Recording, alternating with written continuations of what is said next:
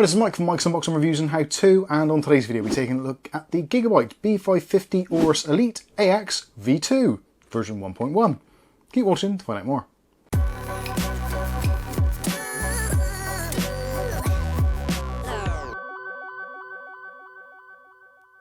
Okay, so in today's video we're taking a look at the Gigabyte B550 Aorus Elite AX V2 version 1.1.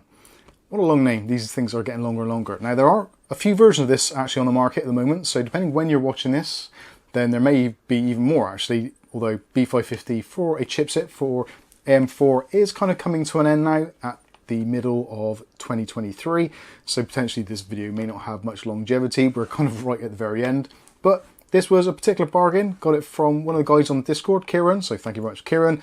This actually cost me on the used market about £70, which I'm pretty happy with.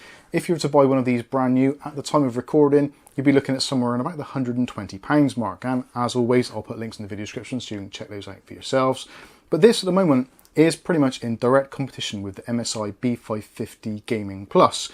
And they both actually share very similar specifications, although I feel that the Gigabyte board actually does slightly better in some instances, but it also doesn't do as well in others. So we'll go through some of those pros and cons in today's video. That is primarily what this is actually going to be replacing in my system. Well, I have got a B550 Gaming Plus, which I've managed to kill the USB 3.0 ports. So yeah, long story short, this is effectively going to be its replacement. So let's get on and take a look and see what it's all about. So starting off, let's take a look at the board itself, and actually one of the first things which strikes me is the actual look of the board. It's actually quite a nice look, although the camera is, the lighting is shining off it rather. But yeah, it's quite nice. It's got some angular design features going on there. You've got a lot of kind of monochrome stuff going on. There is a little bit of a kind of highlight area which draws your eyes to immediately, and that is the audio chipset down here, and you've got the capacitors or whatever they are down there, chokes I think they are, which are highlighted in red, which is obviously not great, but it's going to be inside a PC, so chances are you're not going to see it particularly well anyway. But other than that, I think it's nice, pretty much monochrome, black, silvers, greys, etc. Not bad at all. This is a ATX format board, so if you're looking at fitting it into a case, it does have to fit a ATX motherboard. When it comes to the VRMs on here, got a pretty decent VRM situation going on here. So there is a 14-phase VRM, which is split into a kind of, well, they're dual phase or dual serial, however you want to pronounce it or set it out. They basically run in parallel. So they're 50 amp chokes, and you've got 14 sets of the VRM, one of which is paired up for the SoC, the rest of it is all for the CPU. So realistically, you can be handling somewhere in the region of about 600 amps in here into a CPU, which is probably more than you're ever going to be seeing on this anyway. But it's nice to know you've got that little bit of extra headroom there as well, should you want to do some overclocking. Also, got some really decent heat sinks on here, big chunky metal heat sinks on both sides of the VRM as well. The only limiting factor, very similar to the Gaming Plus from MSI, there's only a single 8-pin connector, which, to be honest with you, for most people is going to be absolutely fine. For those looking at extreme overclocking, having the extra connector in there may give you access to a little bit more juice. Also in the top corner, there is a fan header there as well, so one of the many. All of the fan headers on this board are capable of holding up to 2 amps. So on a 12 volt system, that's 24 watts. So if you're looking at how many fans can you actually daisy chain on an individual header, work out how many fans you've got, look what their maximum rated wattage is, and that should give you an idea of what they can actually take.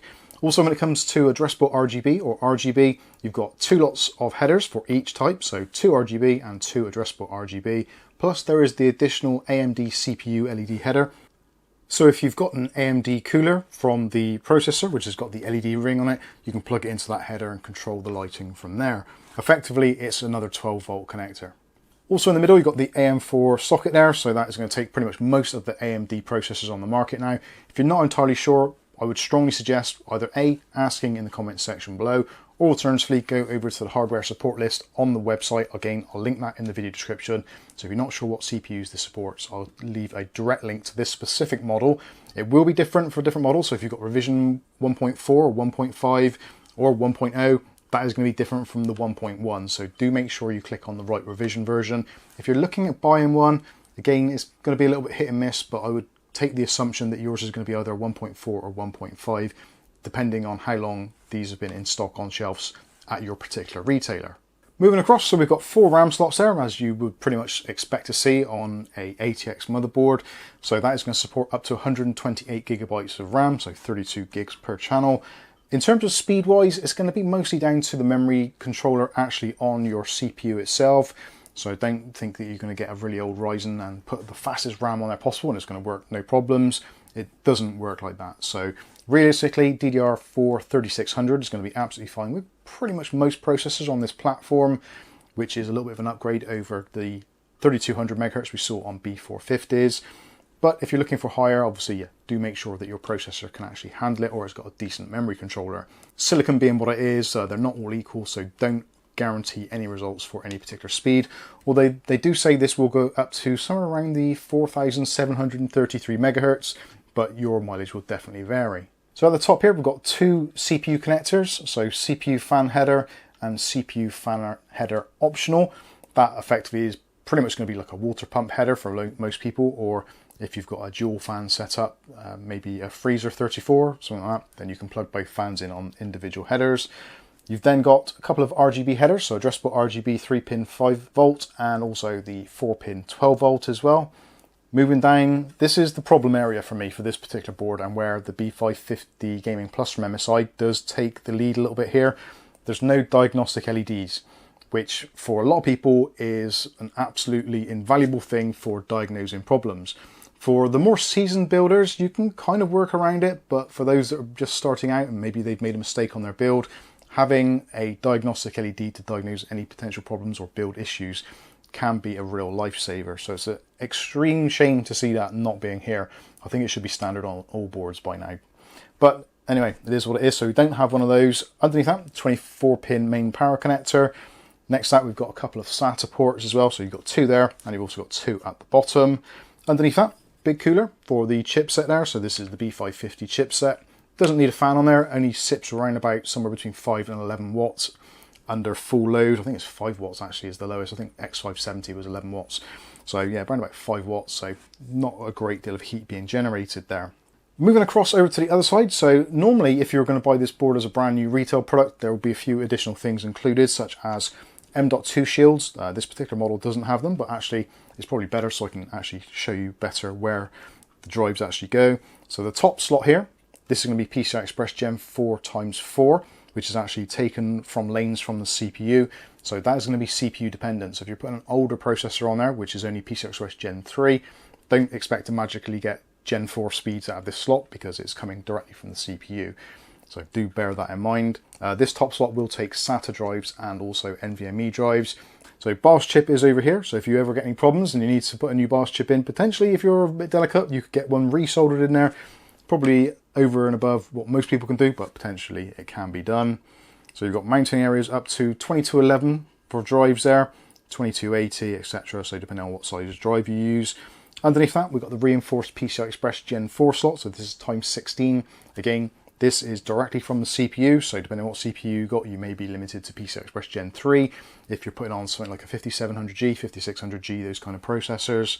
So yeah, also do bear that in mind. You've got your CMOS battery there. Absolutely god-awful place to put it. If you ever need to reset the CMOS and discharge the CMOS, having to remove the graphics card to access the battery is a little bit of a pain in the backside, but it is what it is.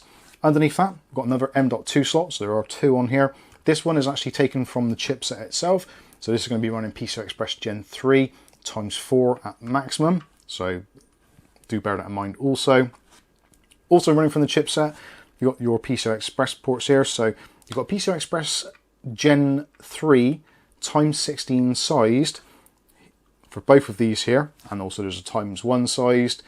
So technically they're both wired for PCI Express Gen 3 times 4, although the manual does state that the bottom 2 slots are going to be PCI Express Gen 3 times 1 only, and this slot is going to be PCI Express times 2, so Gen 3 times 2 only. So if you're thinking of adding maybe M.2 cards in here, again, do bear in mind you're not going to get the best out of them. You will be limited to kind of half the speeds for traditional NVMe Gen 3 drives. So yeah, do bear that in mind. Potentially there's a way of bifurcation of allocating the slots from these 2 to here, but I don't think that is a thing. So realistically, times 2, times 1, times 1. And actually this works out slightly better on this board over the Gaming Plus.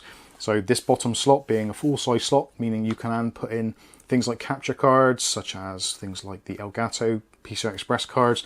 They'll fit in there quite nicely.